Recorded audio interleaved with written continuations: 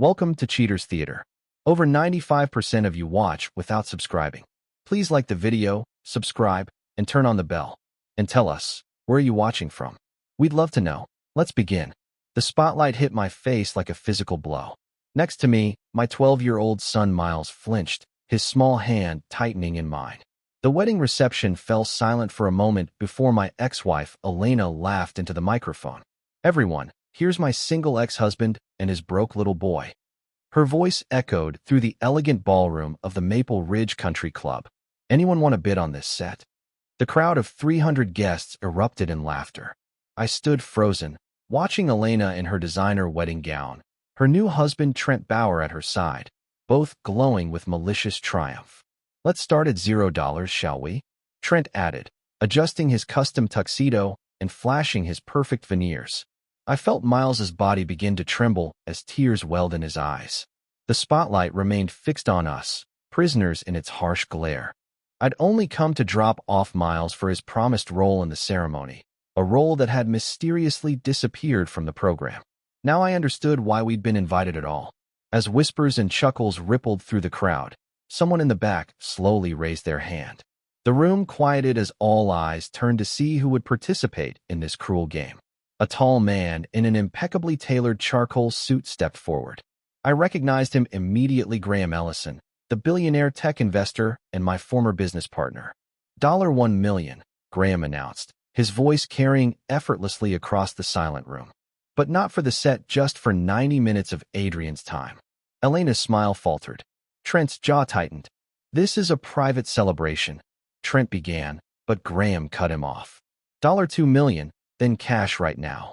Graham withdrew his phone. I can transfer it this second. I placed my hand on Miles's shoulder and guided him toward the exit. We're leaving, I whispered.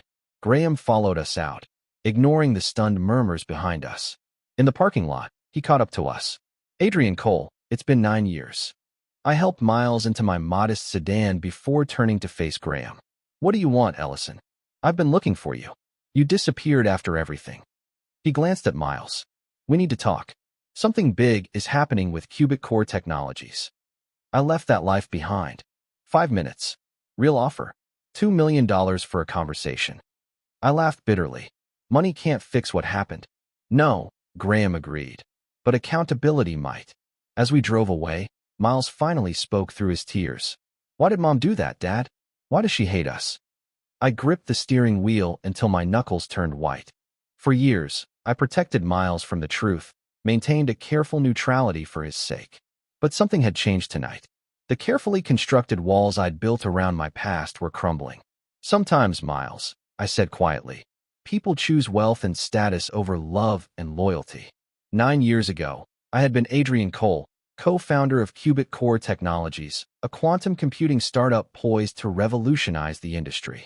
Then came the betrayal that cost me everything: my company, my fortune, and eventually my family.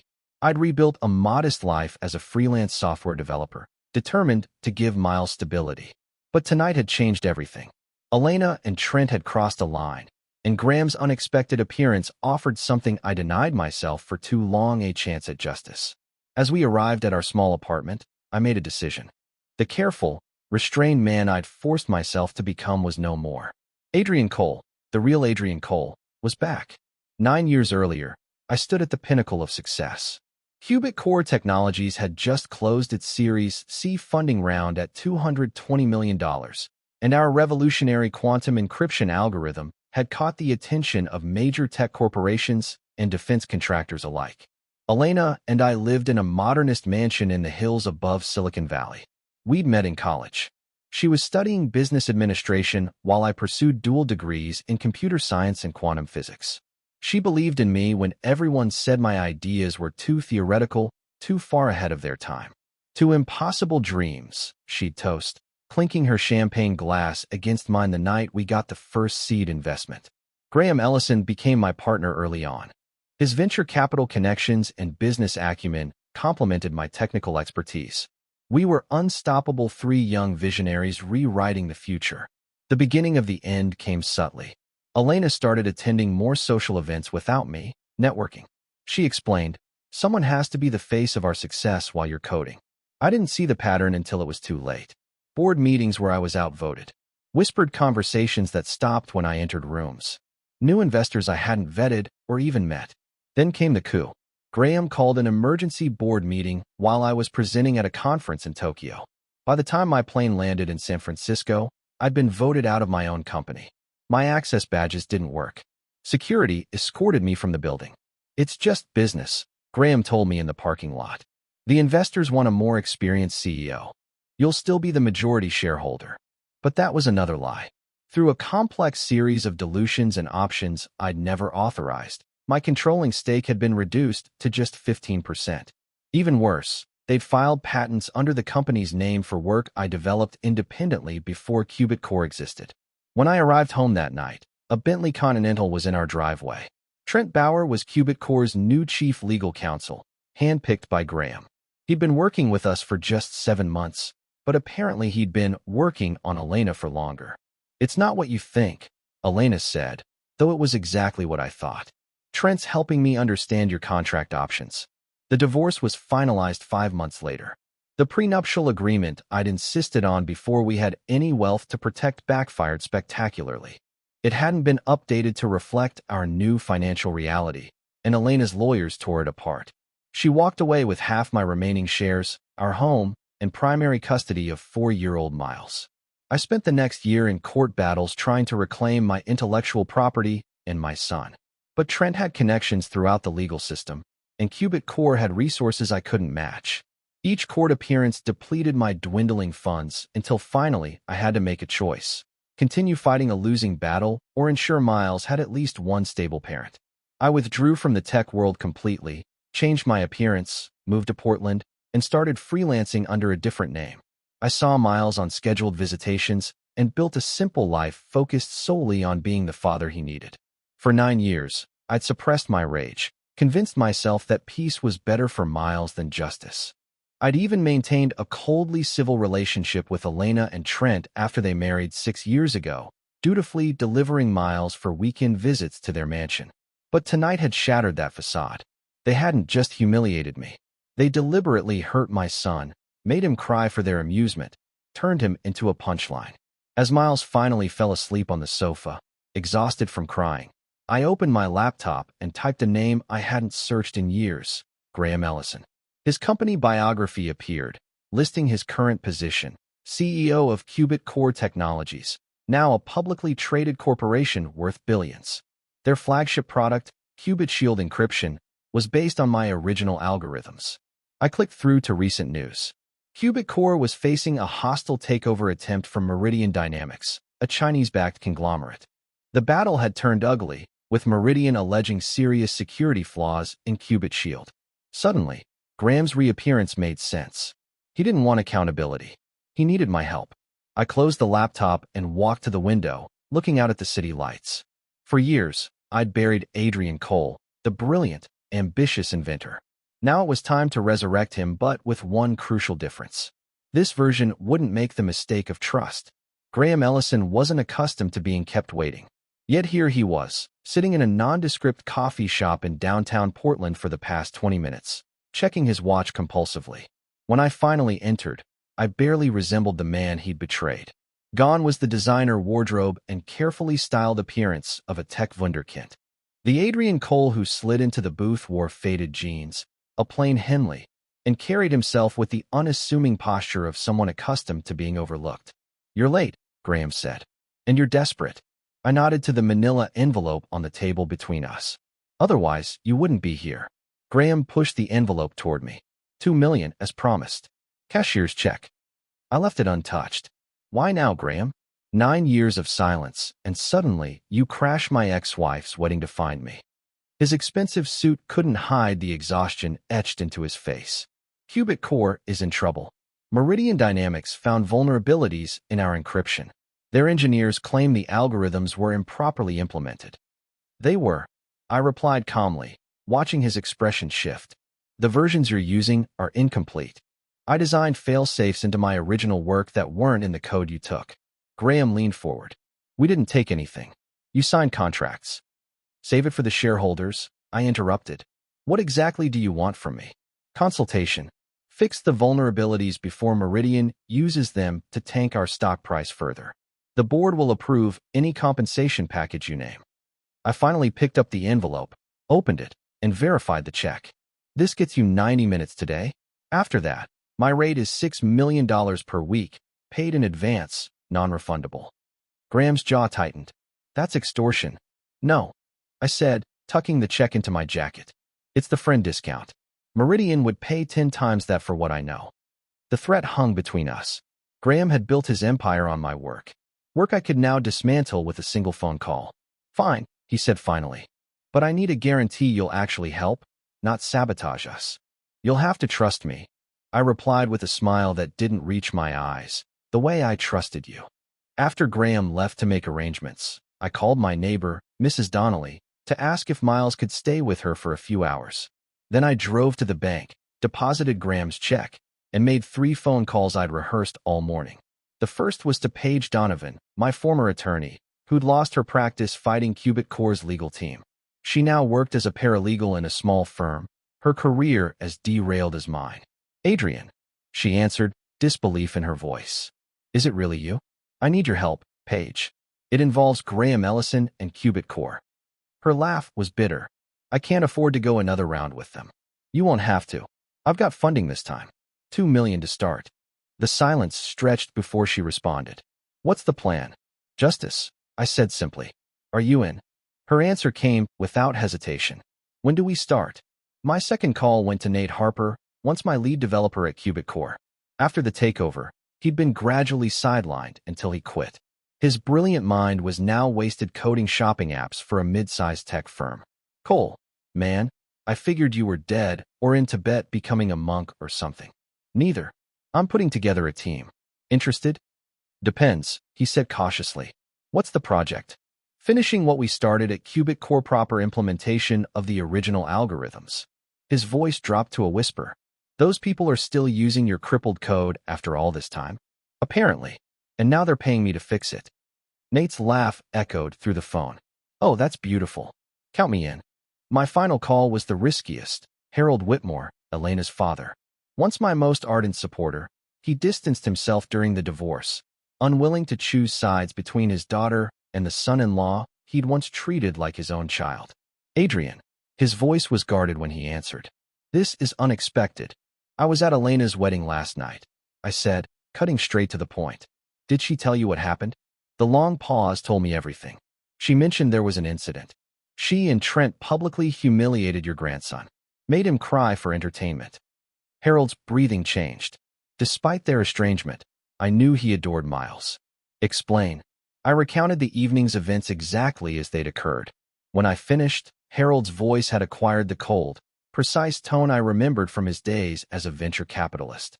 What do you need from me? Information, I replied. About Trent's finances, his clients, his vulnerabilities. You're planning something? Yes. Another long pause. Elena is still my daughter, and Miles is your son. I'm not asking you to choose sides. I'm asking if you want to protect him. His sigh was heavy with resignation. Give me 3 days. As I hung up, I accessed an email account I hadn't used in years and composed a message to a very specific recipient. The subject line read, regarding Cubic Core encryption vulnerabilities. The chess pieces were moving into position. Cubic Core Technologies headquarters had changed since I'd last walked its halls. The modest building where we'd started had been replaced by a gleaming 41-story tower in downtown San Francisco, with QC emblazoned in glowing blue letters visible for miles. Security was tight. I surrendered my phone, submitted to a biometric scan, and signed multiple NDAs before being escorted to the executive floor. Graham was waiting in the boardroom along with Trent Bauer and 3 people I didn't recognize. Trent's smile vanished when he saw me. What is he doing here? Graham kept his expression neutral. Adrian is consulting on the Meridian situation. Are you insane? Trent's face flushed. After that stunt at the wedding dash, that stunt, Graham replied coldly, was your doing, not his. And right now, we need him more than he needs us. Trent's jaw worked silently before he gathered his papers. I'll need to review any agreements before he touches our systems. Already handled, Graham said, sliding a thick contract across the table. Board approved this morning. As Trent scanned the document, His face paled. $12 million for 3 weeks of work? This is non-negotiable, I interrupted, meeting his gaze directly for the first time. Consider it hazard pay for having to breathe the same air as you. The others in the room shifted uncomfortably. Graham made swift introductions. The current CTO, head of security, and lead quantum engineer. None had been with the company when I founded it. Let's get to work, I said, turning to the whiteboard. Show me where things stand. For the next 4 hours, I immersed myself in their systems, identifying the vulnerabilities Meridian had discovered and several more they hadn't yet found. I sketched diagrams, wrote equations, and outlined solutions that had the engineers frantically taking notes. This is remarkable, the CTO admitted grudgingly. The approach is completely different from our current implementation. Because it's the correct implementation, I replied without looking up. What you've been using is fundamentally flawed. By late afternoon, I had what I needed, complete access to their systems and a clear understanding of their weaknesses. Graham looked simultaneously relieved and suspicious.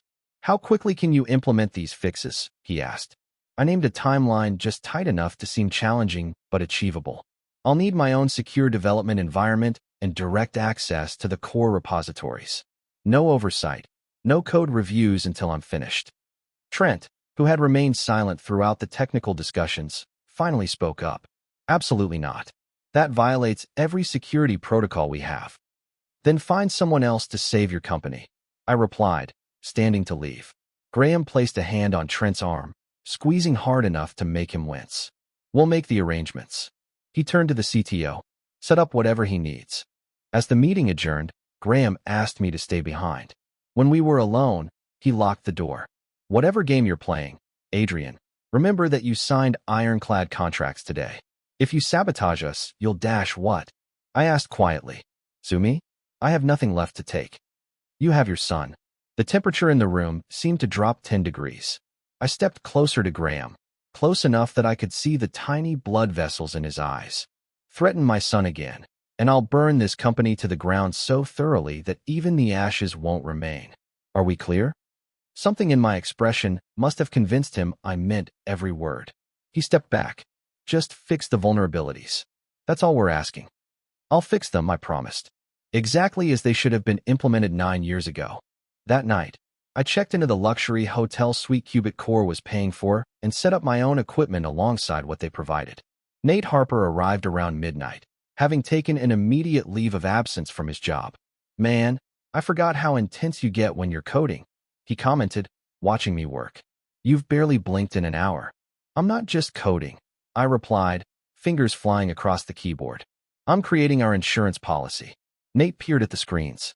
Wait, is that are you embedding a kill switch in the encryption algorithm? Several, actually, and they'll only activate under very specific conditions. He whistled low. Remind me never to upset you. What's the trigger? I explained the elegant trap I was building code that would function perfectly under testing, but contain dormant vulnerabilities that could be remotely activated when needed. They'll never find it, I assured him. Not in a million years of code reviews. Nate looked troubled. This goes beyond getting even, Adrian. This could cripple the company. That's the point, I said, finally looking up from the screen. They took everything from me. Now I'm taking everything from them. Including Elena? He asked carefully. My fingers paused over the keyboard. Elena made her choice 9 years ago. She cemented it last night. Nate scratched his beard thoughtfully. Just make sure this is about justice, not only payback. There's a difference. I didn't answer, returning my attention to the code. But his words lingered as I worked through the night, planting digital time bombs that would detonate with precision when the moment was right. The next morning, Paige arrived with updates from her end. She'd begun quietly investigating Qubit Core's patent filings and found irregularities that could potentially invalidate their intellectual property claims. There's more, she said, handing me a sealed envelope. Your friend Harold came through. Trent's been busy with some questionable clients. Inside was documentation showing that Trent's law firm had represented several Chinese technology companies with direct ties to Meridian Dynamics. The apparent conflict of interest was glaring. This is perfect, I said, scanning the documents. Does Graham know? Unlikely. Trent's kept his client list compartmentalized. Different partners handle different accounts. I added the information to my growing arsenal. The pieces were falling into place faster than I'd anticipated. On the fourth day, I received an unexpected visitor at my hotel suite. Elena arrived unannounced, composed and coldly beautiful in an expensive suit. Her expression was a careful mask of neutrality. "Adrian," she said when I opened the door. "We need to talk."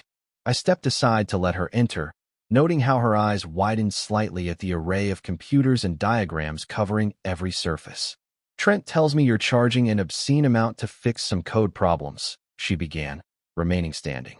"I find your timing interesting." "Do you?" I replied, returning to my work. "I find your wedding entertainment choices interesting." Her posture stiffened. "That was unfortunate. Trent had too much champagne." "And you? Were you too distracted to defend your son when he broke down crying?" Elena's perfectly manicured nails dug into her palms. "Don't pretend this is about Miles. This is about you seizing an opportunity for a payday." I laughed, the sound devoid of humor. "A payday? Elena, in the 9 years since you and Graham dismantled my career, do you know how much Cubic Core has made using my algorithms? Billions. And you're concerned about a $12 million consulting fee." "What I'm concerned about," she said, stepping closer, "is your sudden reappearance in our lives. Whatever grievances you're nursing grievances?" I interrupted, finally facing her fully. "Is that what we're calling it now?" For a moment, her composure cracked, revealing a glimpse of the woman I'd once loved. "Adrian, we were kids playing in a world of sharks. Graham did what was necessary for the company to survive. And being involved with Trent, was that necessary too?" The question hung between us, 9 years too late. Elena recovered quickly, her expression hardening again. "I came here to suggest we move forward civilly for Miles's sake, but I see you're determined to live in the past." As she turned to leave, I called after her. "How much of Cubic Core do you still own, Elena?" She paused at the door. 12%. "You might want to diversify," I suggested. "Very soon." After she left, I called Nate. "Accelerate the timeline. We move in 4 days." Graham Ellison's annual charity gala was the highlight of Silicon Valley's social calendar. Held at his palatial estate in Woodside, it attracted tech billionaires, venture capitalists, and politicians eager to be seen supporting the Ellison Foundation's environmental initiatives. This year's theme was Quantum Future, a celebration of Cubic Core's supposed breakthroughs in sustainable computing. The irony wasn't lost on me as I adjusted my tuxedo in the mirror of my hotel bathroom. "You clean up nice," Paige commented, elegant in a midnight blue gown. "Hard to believe you've spent the last week sleeping 4 hours a night." "Resolve is a powerful stimulant," I replied, checking the secure phone in my pocket one last time. "Everyone ready?" She nodded. "Nate's already there working the security system. Harold arrived with his wife 10 minutes ago, and our special guest just confirmed." The special guest was Mei Lin, Meridian Dynamics chief negotiator in the attempted takeover. Paige had arranged a private meeting at the gala through channels that couldn't be traced back to me. "Remember," I cautioned as we left for the event, "tonight is reconnaissance only. We observe, we listen, we plant seeds, nothing more." Graham's estate was illuminated like a modern palace, with quantum-themed light installations transforming the grounds into a glowing wonderland. Security was tight but selective. Names on the guest list passed through with minimal scrutiny, while the merely wealthy or influential were subjected to additional verification. "Adrian Cole and guest," I told the attendant at the entrance pavilion. His eyes widened slightly as he checked his tablet. "Of course, Mr. Cole. Mr. Ellison has placed you on the VIP list." We followed a luminescent path to the main house where hundreds of guests mingled in the sprawling ballroom and adjoining gardens. Floating holographic displays showcased Cubic Core's latest innovations, all derivative of my original work. "There's Elena," Paige murmured, nodding toward a cluster of people near the central bar. My ex-wife was radiant in white, her arm linked with Trent's as they laughed with a group of investors. Miles stood nearby, uncomfortable in a child-sized tuxedo, clearly bored by the adult conversation. "And there's our host," I noted as Graham descended the grand staircase to thunderous applause. He made a brief welcome speech, thanking everyone for supporting the Foundation's work and promising groundbreaking announcements later in the evening. His gaze swept the room, pausing fractionally when he spotted me. "Time to mingle," I told Paige. Meet me in the East Garden in 40 minutes for the Lin introduction. I made my way through the crowd, accepting congratulations from strangers who'd heard I was back at Cubic Core. Many were former colleagues who'd prospered in my absence. Their initial discomfort at seeing me quickly replaced by curiosity about my sudden return. Dad, Miles broke away from Elena's group, weaving through the crowd to reach me. I knelt to embrace him, inhaling the scent of the expensive cologne someone had inappropriately dabbed on my 12-year-old. Hey, buddy, you look very sharp. He grimaced. I hate this monkey suit. Mom says I have to wear it until 10, then I can go to the kids' room upstairs. Over his shoulder, I saw Elena watching us, her expression unreadable. Trent was deep in conversation with someone I recognized as a senior Defense Department official. How about we get some food? I suggested. Those mini pizzas look pretty good. As Miles and I navigated the buffet, I spotted Harold Whitmore observing us from across the room. He raised his champagne glass, slightly our prearranged signal that Trent had taken the bait right on cue. My phone vibrated with a text from Nate. Security cameras looping in the study. You have 12 minutes. Miles, I need to step away for just a few minutes, I told my son. Important grown-up business. Will you be okay? He nodded, mouth full of pizza. Mom said I could play games on her iPad after I finished eating. I ruffled his hair and made my way toward the mansion's east wing, careful to appear unhurried. The study was locked, but the keycard Nate had programmed worked perfectly. Inside, the room was dark except for the glow of computer monitors. I inserted a specialized drive into Trent's computer and initiated the download. While it worked, I photographed documents from his desk with my phone. The drive beeped softly when it finished, and I pocketed it just as the door opened. I thought I might find you here, Graham said, closing the door behind him. Old habits die hard, don't they? I kept my expression neutral, just looking for a quiet place to take a call. The ballroom's a bit loud. In my private study, behind a locked door? He stepped closer. What are you really doing, Adrian? The same thing you're doing, Graham. Protecting my interests. His laugh was genuine. God, I've missed your directness. Everyone else in this industry is so careful. Careful gets you nowhere in quantum computing. True. He leaned against the desk. That's why I knew I needed you back. The work you've done this week, it's brilliant. Beyond what anyone else at Cubic Core could have accomplished. Because they're working with fragments, I replied. Pieces of a whole they don't understand. Graham studied me for a long moment. You know, I've thought about reaching out to you for years about the way things ended. Don't, I interrupted. Don't pretend you have regrets. But I do, he insisted. Not about the business decisions those were necessary, but about how it affected you personally. Elena, Miles. My hands itched to grab him by the throat, but I maintained my composure. Water under the bridge. I'm here now doing what you're paying me to do. And what about after? He asked. When the Meridian threat is neutralized, would you consider coming back permanently as Chief Innovation Officer? Perhaps? The offer took me by surprise. Why would you want that? Because you're still the best, he said simply. And I'm tired of fighting old battles. Aren't you? Before I could answer, the door opened again. Trent stood in the doorway, his expression darkening when he saw us. There you are, he said to Graham. The defense secretary is waiting to speak with you. Graham nodded. We'll continue this conversation later, Adrian. After they left, I waited 30 seconds before exiting the study. In the East Garden, Paige was already seated with Mei Lin, a shrewd-looking woman in her 50s whose severe black dress contrasted with the colorful attire of the other guests. Mr. Cole, Lin greeted me in lightly accented English. Your attorney says you have information that might interest Meridian. I sat across from her. I understand your takeover attempt has stalled temporarily. Her smile was razor-thin. Cubic Core's stock has stabilized since your return was announced. What if I told you that stabilization is based on a false premise? Lin's eyes narrowed. Explain. I outlined the vulnerabilities in Cubic Core's encryption, not the ones I'd been hired to fix, but deeper, more fundamental flaws that would persist regardless of my patches. I can provide documentation, I concluded. Proof that their core technology has been compromised for years. And why would you undercut your own company? She asked bluntly. It's not my company. Not anymore. I leaned forward. I want what you want. Cubic Core broken apart and sold in pieces. We'll consider this.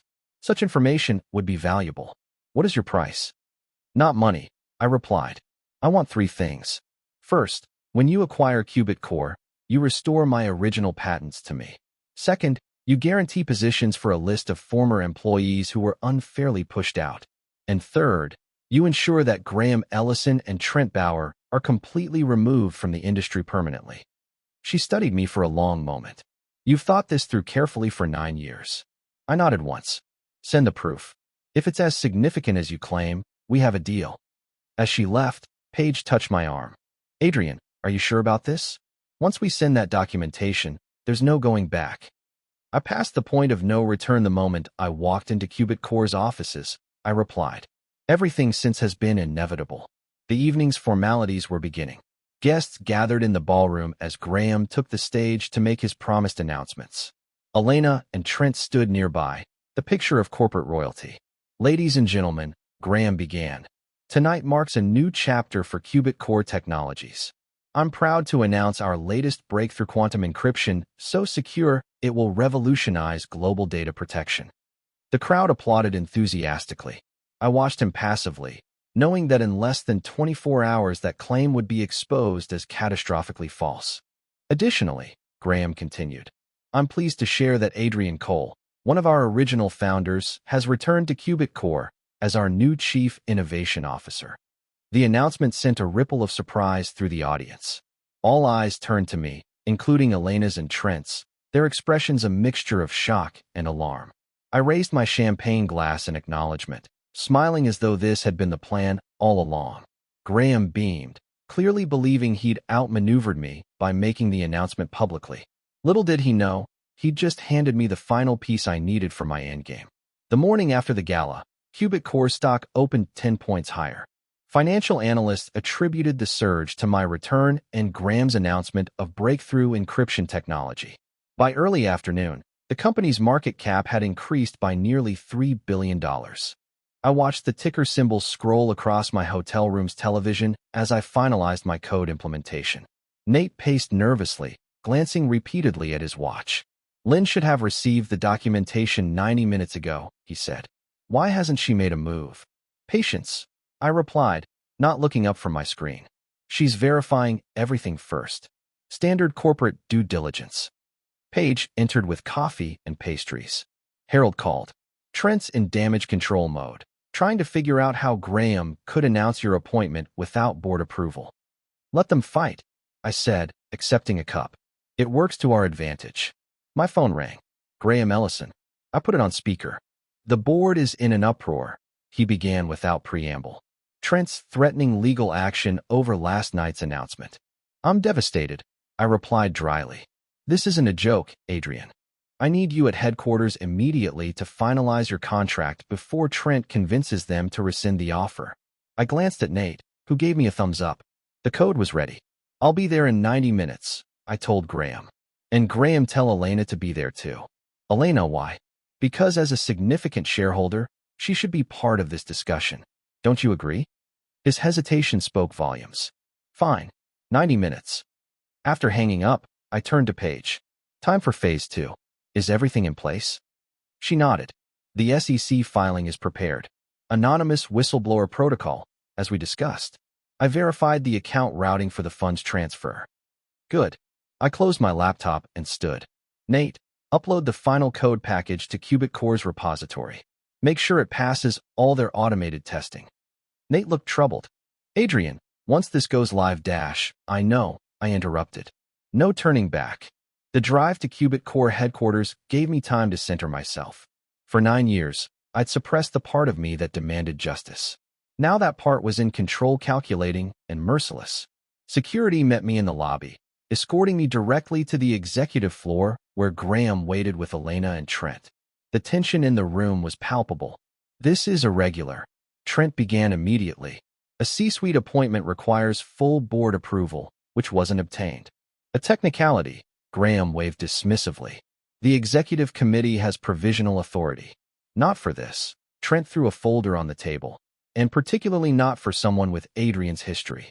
Elena remained silent, watching me with weary eyes. I smiled pleasantly. My history? You mean as the original creator of the technology that made all of you wealthy? That history? Your technology, Trent emphasized, which you contractually signed over to the company. Under duress and through fraudulent misrepresentation, I countered. But that's ancient history. We're here to discuss the future. Graham tried to regain control of the meeting. I've prepared a compensation package that reflects your value to the company. He slid a document across to me. $5 million base salary plus options worth approximately $20 million at current market value. I glanced at the numbers without touching the papers. Generous, but I have a counterproposal. From my briefcase, I withdrew 3 copies of a document Paige had prepared. I placed one before each of them. What is this? Elena asked, speaking for the first time. A settlement agreement, I explained. In exchange for my permanent return to Cubic Core, I want 3 things. First, restoration of my original patent rights. Second, reinstatement of employees wrongfully terminated during the transition. And third, a public acknowledgement of my foundational role in the company's technology. Trent scoffed. Absolutely not. The patents belong to Cubic Core. Actually, I replied calmly, they don't. Not legally. I opened my laptop and turned it to face them. On the screen was documentation proving that the patent applications had been filed with backdated signatures and manipulated timestamps. That can't be right, Graham stuttered, his composure finally cracking. Oh, but it is, I assured him. Along with evidence that Trent's law firm simultaneously represented overseas interests connected to Meridian Dynamics, a clear conflict of interest that invalidates numerous legal agreements. Trent's face drained of color. Where did you get that information? Does it matter? It's accurate, isn't it? Elena turned to Trent, her expression hardening. Is this true? You represented those clients while handling our legal affairs. Different partners, different departments, he said defensively. No direct conflict. The SEC might disagree, I noted, as might the California Bar Association.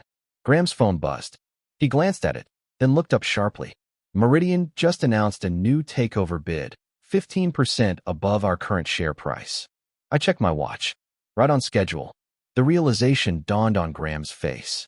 You're working with them. This meeting, the patent questions, it's all a distraction. Not a distraction, I corrected. Leverage. Elena's eyes narrowed. You promised them something. What? Proof that Cubic Core encryption is fundamentally flawed, that the technology you've sold to banks, governments, and defense contractors has vulnerabilities that could be exploited at any time. Trent stood abruptly. That's market manipulation, securities fraud. We'll have you arrested.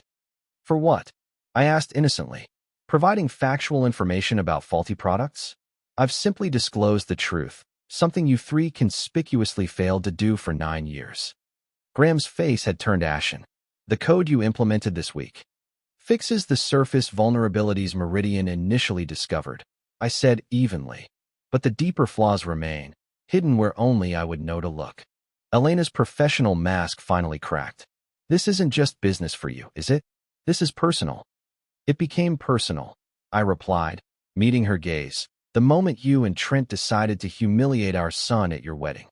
The room fell silent. Graham looked between us, realization dawning. What did you do? He asked Elena. Before she could answer, Trent's phone rang. The caller ID showed the board chairman's name. Trent answered, listened briefly, then put the phone on speaker.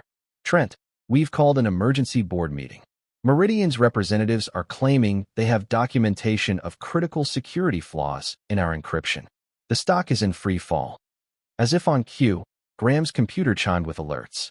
The share price was plummeting, triggering circuit breakers designed to pause trading during extreme volatility.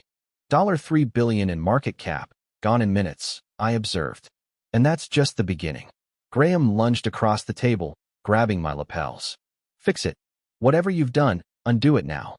I removed his hands carefully. I didn't do anything except tell the truth.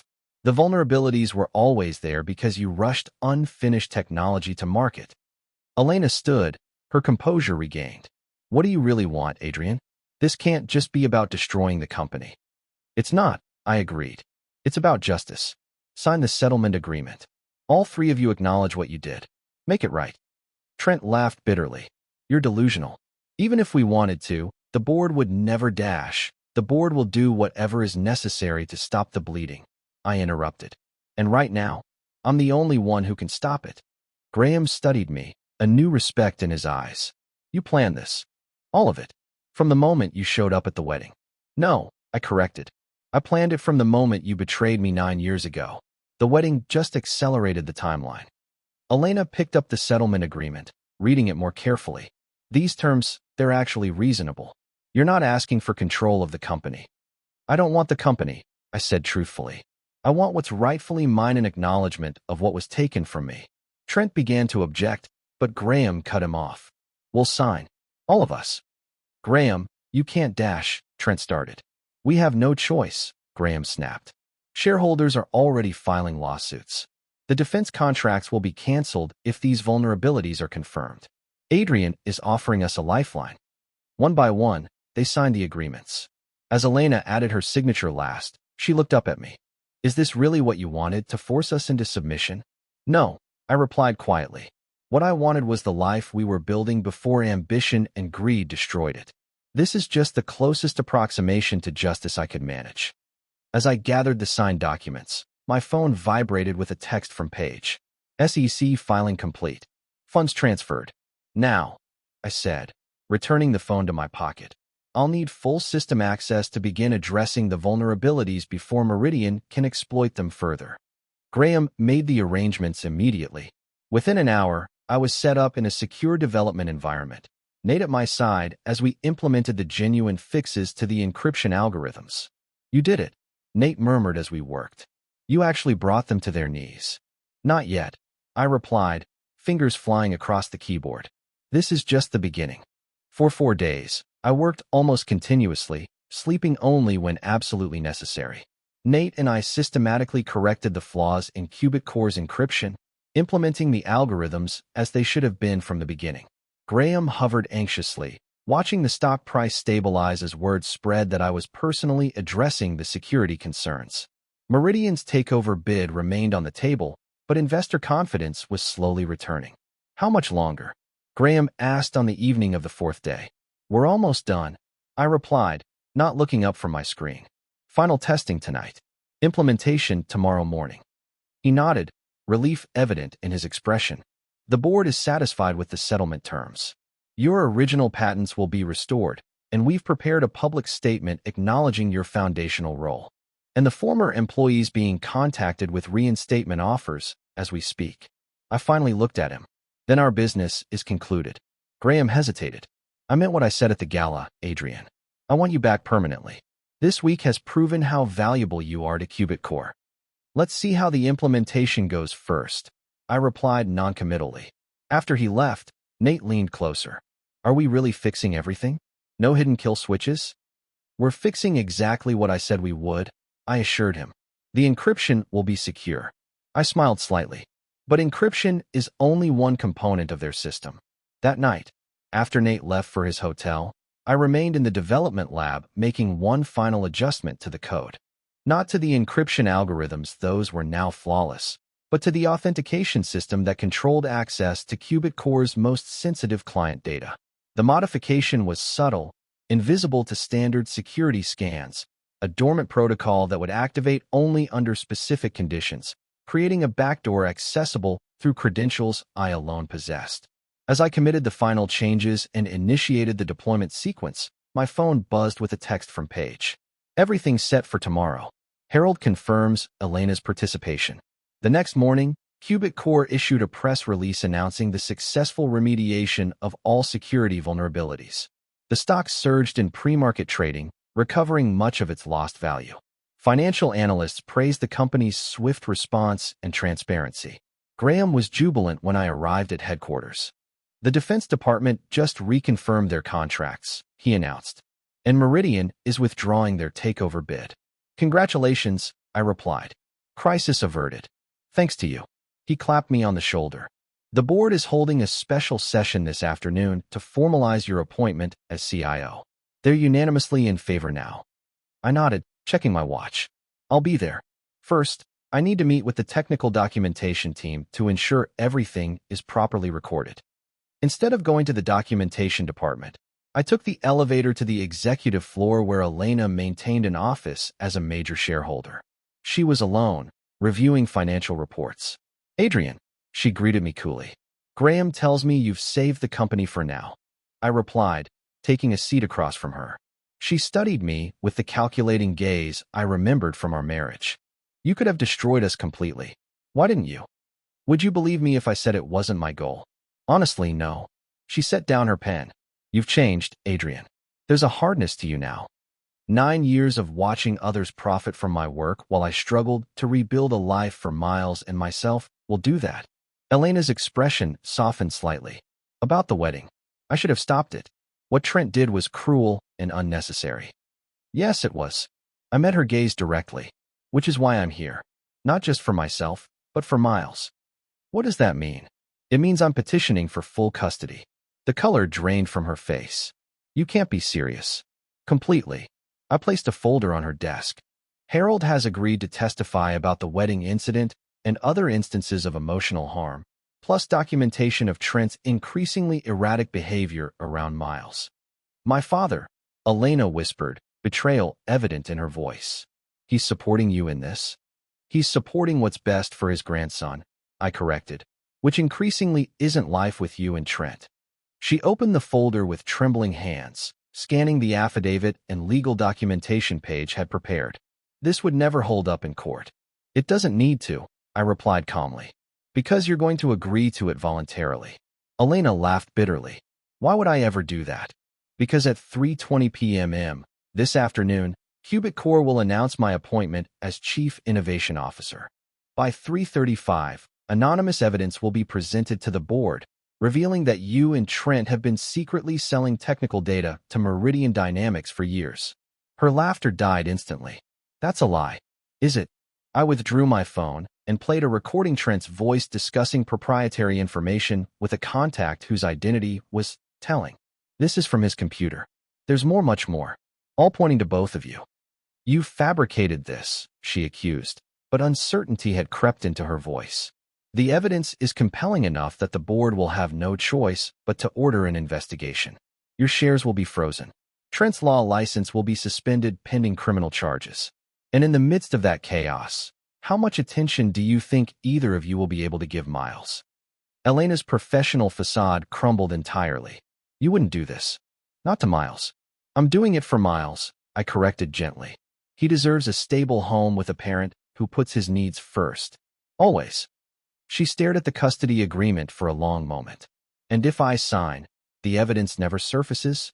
You and Trent remain wealthy, respected members of society. You'll have generous visitation rights with Miles. Everyone wins. Except me, she whispered. I lose my son. The way I lost my company, I replied. The difference is you'll still see him. I was shut out completely. Elena picked up her pen, hesitated, then signed the agreement with a shaking hand. I do love him, Adrian. Despite what you might think. I know you do, I said, taking the signed document. Just not enough to choose him over everything else. As I stood to leave, she asked, was any of it real? Us. I paused at the door. Yes, until it wasn't. The board meeting was scheduled for 3:20 p.m. At 3, I met Graham in his office to review the announcement protocols. The stock's up 15 points today, he reported happily. The financial press is calling it the comeback of the decade. For now, I agreed, accepting the glass of scotch he offered. Graham raised his own glass. To second chances. I clinked glasses but didn't drink. Before we go in there, I need to know something. 9 years ago, when you forced me out, was it just business? Or was it personal too? His smile faltered slightly. Does it matter now? It matters to me. Graham sighed, setting down his glass. It was business initially. The investors wanted someone with more experience, someone they understood. You were too brilliant, too unpredictable. He paused. But then it became personal when you wouldn't accept the change gracefully. When you fought back. And Elena, was that your idea, too? His expression hardened. Elena made her own choices. She saw which way the wind was blowing and adjusted her sails accordingly. Like you're doing now, I observed. When Meridian threatened, you suddenly remembered my value. That's how business works, Adrian. Surely you understand that by now. I nodded slowly. I do better than you know. My phone buzzed. A text from Nate, package delivered. System primed. Graham glanced at his watch. We should head in. The board's waiting. As we walked toward the boardroom, I made a slight detour. One moment. Need to send a quick email confirming the final deployment status. At a vacant workstation, I logged into the system using my temporary credentials. With Graham waiting impatiently nearby, I entered a seemingly innocuous command that activated the dormant protocol I'd embedded the night before. Across Qubit Core's global network, authentication systems began quietly logging user activities, collecting them in a secure server only I could access. Not encryption vulnerabilities this time, but evidence of what the company's technology had really been used for over the years. All set, I told Graham, rejoining him. The boardroom was filled with expectant faces: Qubit Core directors, major investors, and the executive team. Trent sat at the far end, his expression carefully neutral. Elena was noticeably absent. Graham made a brief introduction, praising my contributions and emphasizing the importance of my return to the company's future.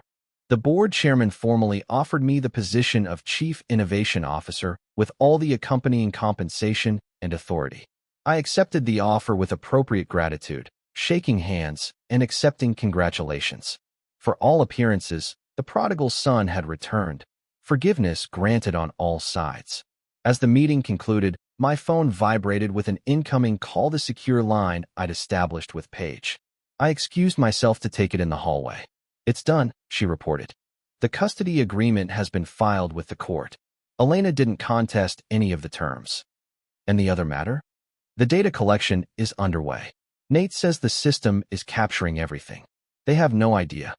I ended the call and returned to the boardroom where champagne was being distributed to celebrate the company's triumphant recovery. Graham handed me a glass. "To Qubit Core's future," he toasted. "Stronger than ever." I raised my glass with the others, smiling. To the future.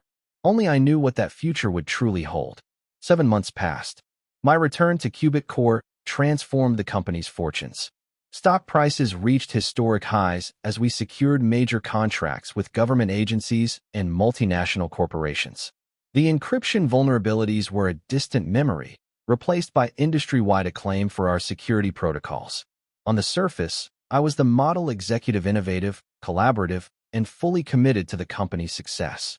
I worked closely with Graham, providing the technical leadership to complement his business acumen. Even Trent gradually lowered his guard, accepting my presence as beneficial to his considerable investment. Meanwhile, Miles flourished in my full custody. We moved from the small Portland apartment to a comfortable house in San Francisco's Marina District. His grades improved, and the therapy I'd arranged helped him process the complicated emotions surrounding his mother's diminished role in his life. Elena adhered scrupulously to the visitation schedule, taking Miles for dinner every Wednesday and alternate weekends. She never mentioned the custody agreement or the evidence I'd used to secure it. We maintained a cordial, distant relationship focused solely on our son's well-being. Beneath this harmonious facade, however, my real work continued. Each night after Miles was asleep, I reviewed the data captured by my hidden protocol. The authentication logs revealed a disturbing pattern. Qubit Core's encryption technology wasn't just being used to protect sensitive information. It was being weaponized. Defense contractors were using our systems to develop offensive cyber capabilities. Authoritarian governments deployed them to monitor dissidents. Financial institutions exploited them to manipulate markets in ways that should have been impossible, all with the knowledge and approval of Qubit Core leadership. I compiled the evidence methodically, building an unassailable case. Nate helped analyze the technical aspects while Paige prepared legal documentation that would withstand the most rigorous scrutiny.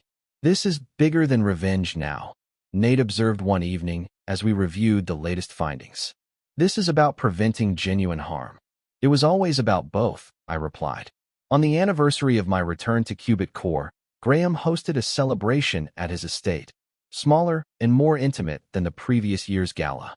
Only key executives and major shareholders were invited, along with select government officials and investment partners. Elena attended with Trent, both making visible efforts to be pleasant. Miles was there, too, proudly showing off the quantum computing project he developed for his school science fair. "He's your son through and through," Elena commented as we watched him explain the principles to an impressed Pentagon official. "All that brilliant potential. He's his own person," I corrected gently. "Better than either of us." The evening progressed with speeches and toasts celebrating Cubic Core's most successful year ever. Graham was particularly effusive in his praise of my contributions, raising his glass to the partnership that should never have been broken. As dessert was served, I excused myself to make a phone call. In Graham's study, the same room where I'd begun my evidence gathering months earlier, I initiated the final phase of my plan. Execute, I told Paige over the secure line. All channels. Simultaneous release. When I returned to the dining room, the atmosphere had changed dramatically. Guests were checking their phones, expressions shifting from confusion to concern. Graham was huddled with Trent, both men looking increasingly agitated. What's happening? I asked innocently. Graham glanced up, momentary suspicion crossing his face before he masked it. Some sort of news breaking about Cubic Core. Probably just another hit piece from our competitors. But it wasn't. It was the comprehensive evidence I'd gathered released simultaneously to regulatory agencies, law enforcement, and selected journalists. Every misuse of the technology, every ethical breach, every legal violation documented in irrefutable detail. Within minutes, Graham's security chief entered and whispered urgently in his ear. Graham's face went ashen. "Ladies and gentlemen," he announced, his voice strained, "I'm afraid we need to cut the evening short. A situation requires my immediate attention." As guests began to leave, I collected Miles and prepared to depart. Graham caught my arm at the door. "Did you know about this?" he demanded, showing me his phone screen a breaking news alert about Cubic Core's alleged misconduct. "I just saw it," I replied calmly. "Concerning, if true." His eyes narrowed. "If I find out you had anything to do with this dash, you'll what?" I asked quietly. "Force me out again? Take everything from me? We both know how that ends." I left him standing in the doorway, the realization slowly dawning in his eyes. The next morning, federal agents raided Cubic Core headquarters. Graham, Trent, and several other executives were taken in for questioning. Trading of the company's stock was suspended indefinitely. Elena called, frantic. "What's happening?" "Trent was detained at our home an hour ago." "Accountability," I replied simply. "This is your doing," she whispered, realization dawning. "The evidence they're talking about on the news, you gathered it. I merely exposed the truth.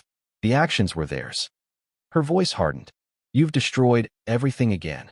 "No, Elena. I've held people accountable. There's a difference." Later that day, I received a visitor at my home, Harold Whitmore. He looked older than his 63 years, the events of the past day having taken their toll. "You never told me this was your plan," he said as we sat in my living room. "Using me to get custody of Miles was one thing, but this, would you have helped if you'd known?" I asked. He considered this. "No, probably not. That's why I didn't tell you." Harold sighed heavily. "Elena's assets are frozen. Trent's facing multiple federal charges. Their lives are effectively over." "Their professional lives," I corrected. "They're both intelligent, resourceful people. They'll adapt." "The way you adapted?" he asked pointedly. I didn't answer directly. "Elena will always be Miles's mother. That won't change. But now she'll have to decide what matters most to her, pursuing status or rebuilding a genuine relationship with her son." Harold studied me carefully. "What happens to Adrian Cole now that his revenge is complete?" It was a question I'd been asking myself for months. The dormant parts of me, the inventor, the dreamer, the builder, were stirring again, no longer overshadowed by the need for justice. "I move forward," I said. "Finally, I create something new." 3 days later, as the Cubic Core scandal dominated global headlines, I announced the formation of Cole Innovations, a technology incubator dedicated to ethical applications of quantum computing. Nate was my first hire, along with several former Cubic Core employees who'd been casualties of the original coup. Graham reached out once from temporary release before his trial. "You played the long game," his message read. "I underestimated you again." I didn't respond. Some conversations were finally mercifully over. Elena, facing her own legal challenges but not criminal charges, requested a meeting to discuss Miles's future. We sat in a quiet cafe, both of us changed by the events of the past months. "I won't contest the custody arrangement," she began. "You were right. Miles is thriving with you." "Thank you," I replied, genuinely surprised by her acceptance. "But I want to be part of his life. A real part, not just scheduled visitations." "That's up to Miles," I told her. "He's old enough to have a say in this." Elena nodded, unexpected tears forming in her eyes. I've lost everything else. I can't lose him too. Then prove it to him, I said, not unkindly. Actions, not promises. As we parted, she asked one final question. Was it worth it? All of this, the planning, the waiting, the calculated destruction, did it give you peace? I considered her question carefully. The rage that had driven me for 9 years had subsided, replaced not by peace exactly, but by something adjacent to it, a sense of balance restored. It wasn't about peace, I told her. It was about truth. Everything hidden is now revealed.